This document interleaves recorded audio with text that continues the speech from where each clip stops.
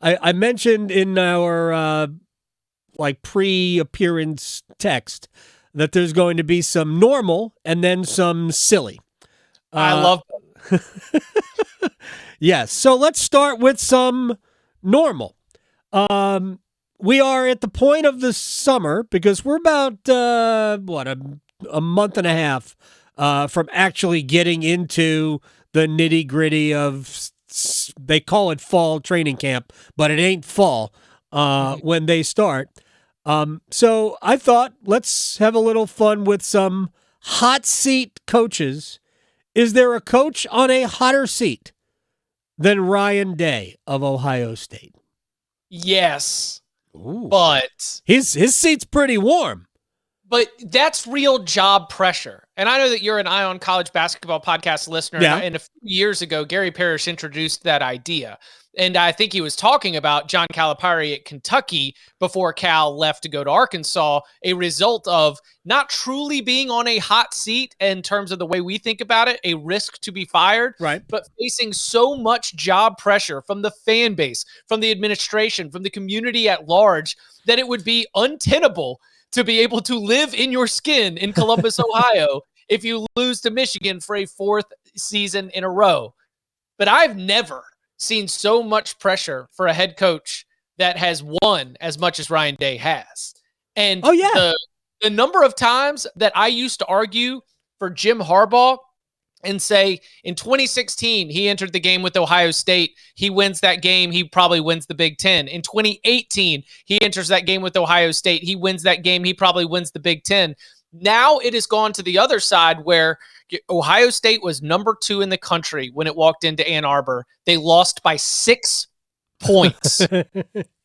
We think about it because it's 3 in a row, because it's Harbaugh, and because Michigan went on to win the national title.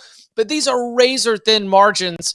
And Ryan Day, in a way that I do think Urban Meyer did not, he does a better job of getting the Buckeyes ready to perform at a mostly consistent level week in, week out. Clearly falling short in the game that matters the most. Mm-hmm. But yeah, I mean, if you would talk about real job pressure, I mean, this is blue chip ratio week. There is not a team in the country that has recruited more 4 and 5 stars than 2 and 3 stars than Ohio State. And that's not even taking into consideration that bringing in Quinshad Judkins, the former SEC Rookie of the Year at running back from Ole Miss, Caleb Downs, one of the best overall players in college football, or CBS Sports Rookie of the Year from Alabama. Mm-hmm. You know, they have done such a great job of accumulating talent. Then, yeah, you're right. Not competing for a national championship, and to me, that's making the semifinals, is an immense disappointment for Ryan Day. So does he face real job pressure? Absolutely. I think other coaches are probably closer to, getting fired and receiving their buyout if they do not meet the expectations for the season. We'll go through some of those in a second, but I just want to, you mentioned the way you looked at Michigan, and I've given you credit for this forever. You always changed the way I talked about it because there were so many people who thought, well, if Jim Harbaugh doesn't do this, he's going to get fired. And I think you know this, and you convinced me of it, that Michigan's just different, right? Mm-hmm. As a university, while Michigan has certainly aspirations of being a national championship contender and being great, I think more important to Michigan has been over the years kind of doing it a certain way, being a higher academic. I'm not trying to knock any other school, but treating the college aspect of college football with the proper level of respect. So they have looked at other things a lot more than other schools have, which is, are you winning a lot or not? Are you competing for national championships? I don't look at Ohio State as being that way. So being a top 5 school year in, year out, but not, beating your rival, not playing for a national championship, those things eventually add up. I mean, John Cooper averaged, 10 wins a year for 10 years? Couldn't beat Michigan and had to go. I mean, I don't think any coach has ever been fired with a better record than John Cooper at Ohio State. So it hasn't been that long for Ryan Day, but obviously the clock is ticking. So give me a coach at a major school that you think is on a hotter seat than Ryan Day? That would be Billy Napier at Florida. This is year 3? There is right? This is year 3, correct? Correct. Yeah. And and the thing that is so unfortunate is that their schedule is brutal. Their Right. win total is 4.5. What? And 4.5 is their win total. They are playing one of the hardest schedules in the country, and they do not have the requisite roster to handle it. And so when you are into year 3 and you have all the tools of modern roster construction, the criticism becomes, okay, you're supposed to be able to build a roster that even facing the toughest schedule in the SEC, you're going to be able to get this team to a bowl game. And that if you had the easiest schedule in the SEC, like Ole Miss, for example, you would maybe flirt with showing up in Atlanta. And the Gators just aren't there. They've had a lot of trouble on the recruiting trail. I mean, remember, like we talk about the Jaden Rashada lawsuit. Jaden Rashada was one piece of a string of decommits where Florida would get in on them early and something would happen and it'd fall apart down the stretch and they'd end up losing guys. They have been, under Billy Napier in the last few cycles, the kings of, look, we're up at top 5 in the 24/7 rankings in May. Right. And then, you start to get closer and closer to the early signing period in December and it kind of falls apart. So I think that Billy Napier is in a very, very difficult situation. I thought he was a good coach at Louisiana, obviously coming from the Saban tree, but it definitely looks like this is going to be difficult for him to win enough games to keep the firing squad at bay. All right, the other one, go ahead. I just want to, for people who don't know, the Jaden Rashada, he was a quarterback, right? That is, he's suing, not the university, but isn't he suing like the NIL?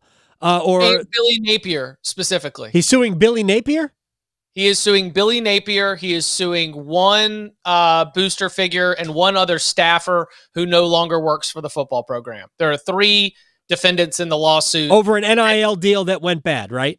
Correct. Wow. That's, hey, maybe we do need protection from the federal government. Just kidding. Hey, and do you remember how Tennessee got rid of Jeremy Pruitt? With the NCAA issues, where like the call was coming from inside the house. This is a statewide program. A lot of Vols fans in North Carolina want to make sure. Allegedly, right? The call was coming from inside the house. You don't want to pay the buyout, but you want to get Jeremy Pruitt out. Then, hey, we've got proof of these NCAA violations, money in McDonald's bags and the like. Allegedly, man. Meanwhile. Florida State's trying to bully their way into the SEC.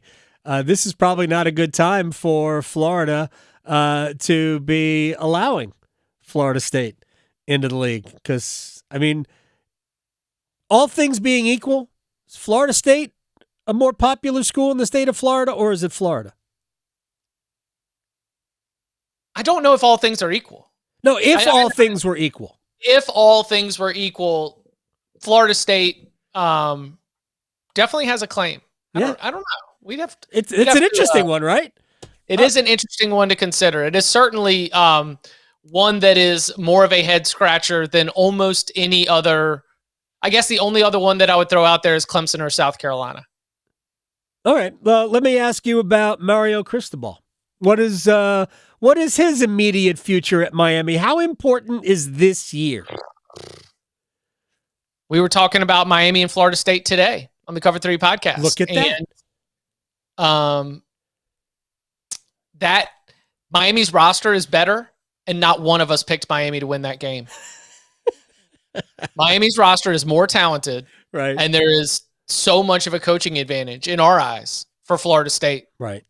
And the game's at Hard Rock Stadium, which again, we talked about home field advantage. That's all the rage with the EA Sports College Football 25 game, toughest places to play, home field advantage. And Hard Rock Stadium might be a negative.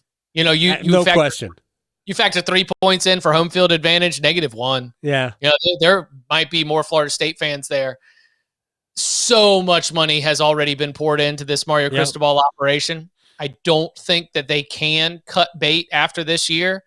But good gravy, if they go like 7-5, that is a massive disappointment because, again, Clemson, Florida State, Miami, just raw on paper, that is the top tier.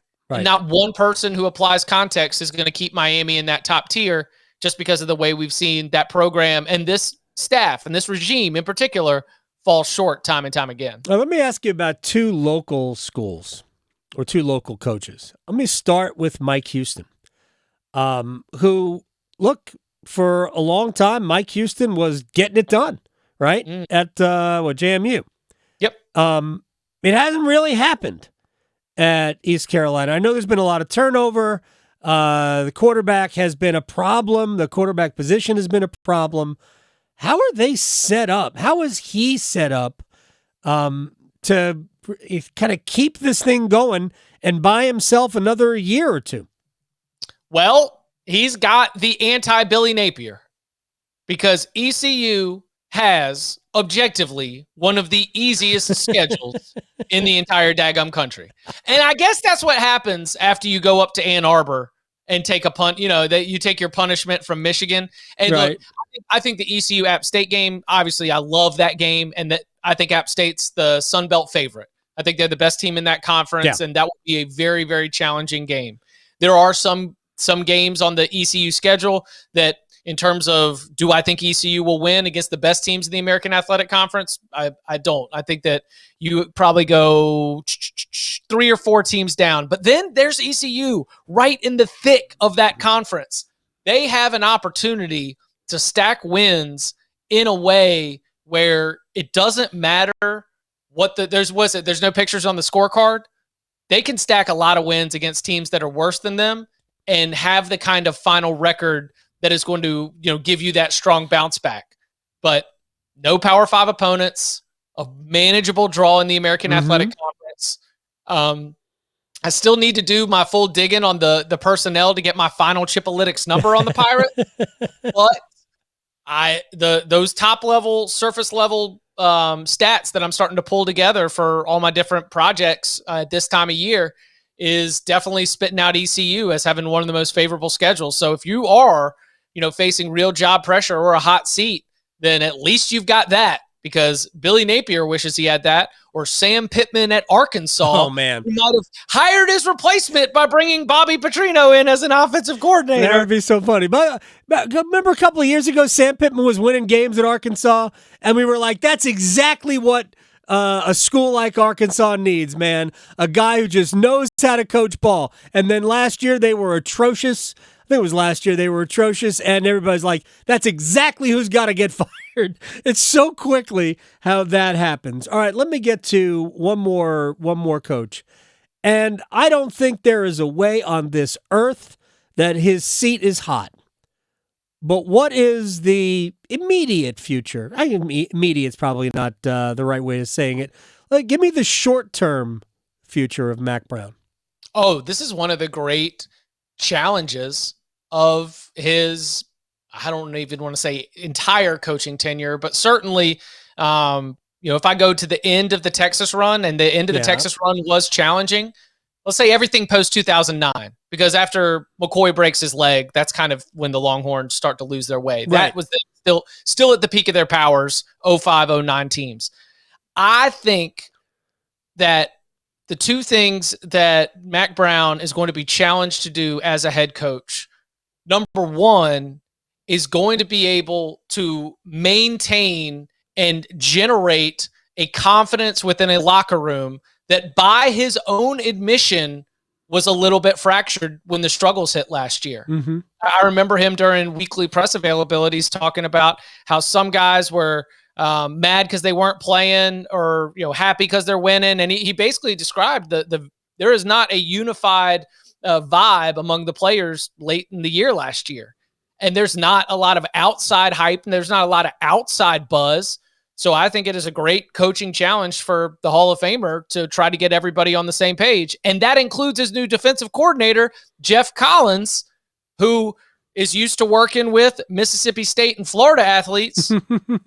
And it's different.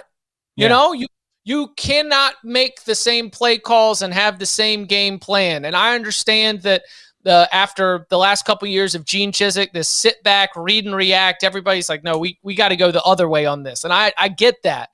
But it is just going to be such an immense challenge for him to get everybody on the same page to generate that positive momentum. Now, that said, North Carolina's schedule is not super daunting either. No.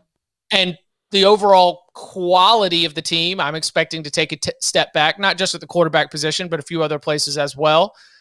But it's a team that could sneak around and exceed your expectations, if they are able to get everybody on the same page. So the immediate future for Mack Brown at North Carolina is something I'm fascinated to watch, because I think it is one of the great coaching challenges of his post-2009 coaching career. It's funny. Mack's done a lot. So much good to elevate the program back to really where it, to like a baseline of where it needs to be. He certainly hasn't elevated beyond where it, like what Dave Doran has done at NC State, to me, is way superior than what Mack Brown has done at UNC. Because I think the Wolfpack program is on much more stable. Like, I know what they're going to be basically every year. They're going to play great defense. They're going to try to run the ball probably too much. But their offensive ideas are a little bit too conservative. But I'll give I'll give the new regime another year to push further forward. But what were they working with last year? You get right? You switch over to MJ Morris, and then he redshirts himself, and then you're throwing Brennan back in there. Right.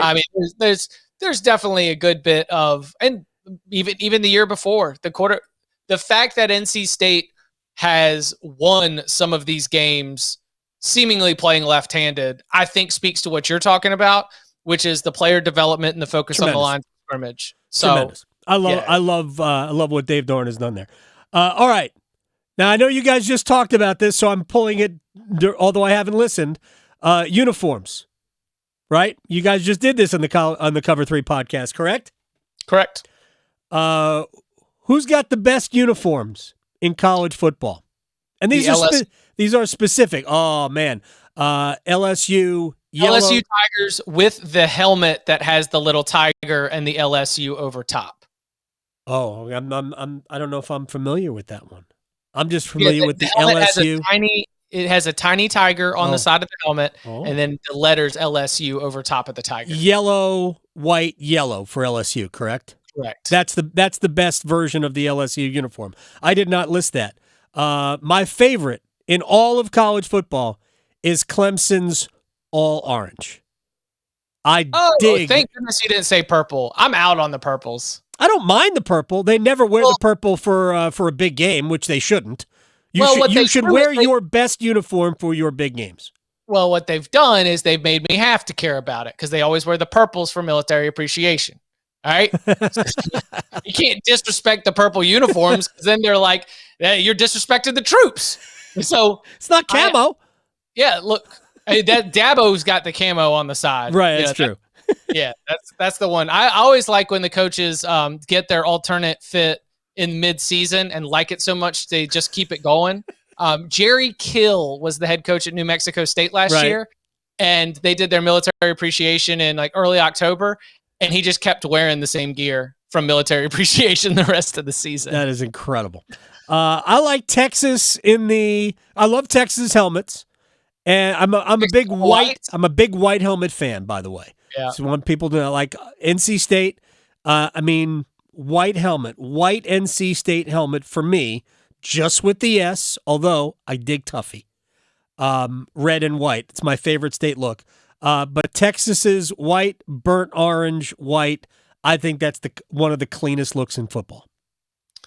Do you like the all whites for Texas? I do. I do dig all whites for Texas. I like the all whites for Texas too. So I think that in the Dan Lanning era, right, he has reined in some of Oregon going over the top with the combos. It is not quite as much of a random number generator as it was back in the day. And this is what I love. He's leaned into the Kelly green and yellow. The old. Yes. Like Mike Bellotti, Oregon. Very nice. The Oregon has been, they'll still throw out, the fancy Nike stuff every now and then, but it does seem, and to your point, for a lot of big games, the Ducks are coming out there in something that's a little bit closer to almost an old school Oregon look. So do you have an all-time favorite college football uniform? It's LSU. Well, I mean, that's it. Okay.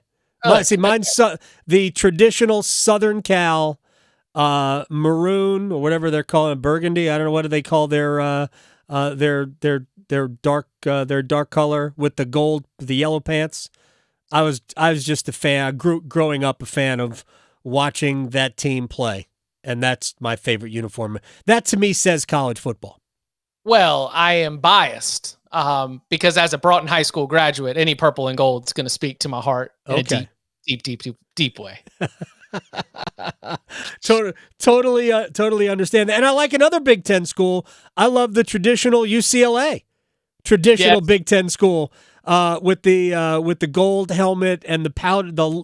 I guess it's powder blue, and then the gold pants. I loved it. I used to love when Southern Cal and UCLA would both wear their dark uniforms, their colors. Yeah, gosh, give me that. And for rivalry games, like as much as I loved Gio Bernard's punt return, it bothers me that they were wearing whatever that, and I loved it. I just didn't love it for a big game, for a rivalry game. Was it the chrome helmets? Yeah, the chrome and the navy. I'm like, man, why are we doing this for a rivalry game? Wear Ole your Miss real uniforms. Powder blues. You know the Ole Miss powder blues. Those are pretty good. Yeah, I dig those. Yeah, I like something a little bit different. You can have a traditional taste, with USC, but I didn't hear a lot of Alabama and Penn State out here. See, I like those. They're just, I'm more of a plain college football guy when it comes to the more traditional college football uniforms, but they're not my favorite. But I dig Alabama, just plain number on a helmet. Penn State, nothing. Right? It actually bothers me that they put stripes around the collars and around the sleeves. Just if you're going to do that, if you're going to wear practice uniforms, wear practice uniforms. Who cares? All right, Chip Patterson, you're the man. I appreciate your time, as always. Sounds good. Y'all be well.